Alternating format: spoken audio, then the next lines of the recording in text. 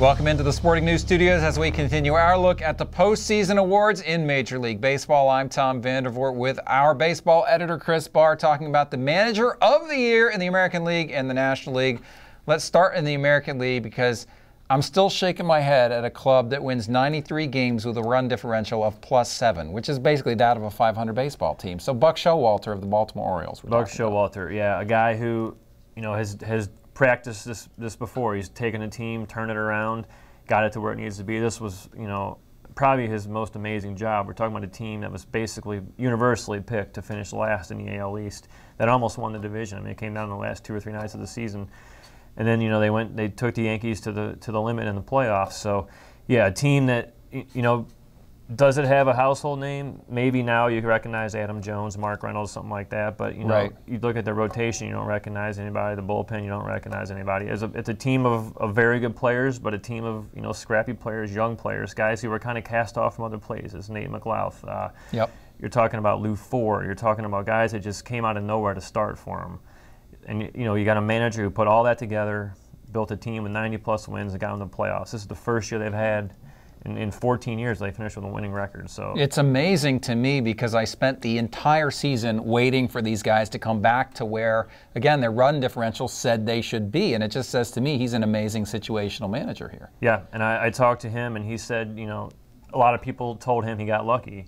And they got lucky, and he said, we probably did, and he's like, over a course of 162 games, you have to get lucky sometimes to have a season like that. So, right. But he also said he doesn't believe in the Cinderellas. They were called a Cinderella team all year, and he said, over 162 games, it's not an accident. That's the thing about baseball. I mean, you look at a team like the Pittsburgh Pirates, they did come back to earth, but the Baltimore Orioles just never did. No, a good team is a good team after 162 games. It was not a fluke after a season that long. It was a fluke after 10 games, a small sample size, but when you're talking about the entire 6-month season, great job by Buck Showalter. Absolutely, and I think, close to Buck Showalter in the National League, not too much doubt in my mind that the best manager was Davey Johnson over there when you look at the best record in baseball for a team that had spent years in the cellar of the National League East. And a guy who before the season, you remember, he said, if we don't make the playoffs this year, they should fire me. And, a lot of people thought, whoa. Easy there, big fella. You're in a division with the Braves and the Phillies, and the Marlins just spent all that money. But in the end, like you said, the best record in the National League. It didn't end how they wanted it to in the playoffs. No. But to go from, a team that had never even finished 500 in D.C. to a team that had 98 wins and led all of baseball, amazing. And, they had some talented players, but he had to fight through a lot of injuries too. They called up Bryce Harper. They didn't have Jason Worth for a lot of the year, Mike Morse for a lot of the year, Ryan Zimmerman for a lot of the year. They shut down Steven Strasburg, as we know. I didn't hear about that. No, I know. It's strange. I just thought I'd remind you.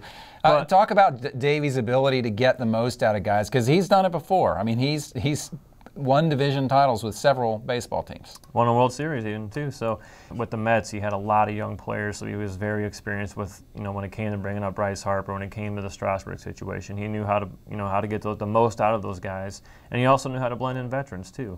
Jason Worth had his best year since signing there. Just one example, he dealt with a bullpen that didn't have his closer for the whole first half, and then suddenly they had 2 closers because Tyler Clippard stepped in and did such a good job. So, right. He took the pieces he had and made an amazing team out of it. There you go. That's our look at the Managers of the Year in the American League and the National League. For Chris Bahr, I'm Tom Vandervoort. Thanks for watching.